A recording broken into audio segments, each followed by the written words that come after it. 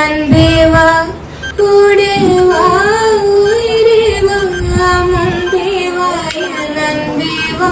அந்த பயங்கரமான நரக நெருப்பை விட்டும் ஈமான் கொண்டவர்களே, நீங்களும் தப்பிக்கொள்ளுங்கள், உங்களுடைய கூட்டம் குடும்பத்தினர்களையும் பாதுகாத்துக் கொள்ளுங்கள் என்று அல்லாஹ் சுப்ஹானஹு வ தஆலா சொல்லுகின்றான்.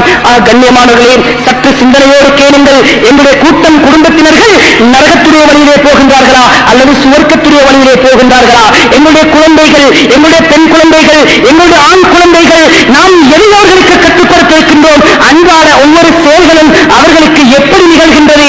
எங்களுடைய வீடு சுவர்க்கவாதியுடைய வீடாக இருக்கிறதா அல்லது நரகவாதியுடைய வீடாக இருக்கிறதா? சொன்னார்கள் ஸல்லல்லாஹு அலைஹி வஸல்லம், உங்களுடைய தொழுகைகளை வீடுகளிலே நீங்கள் ஆக்கிக் கொள்ளுங்கள்.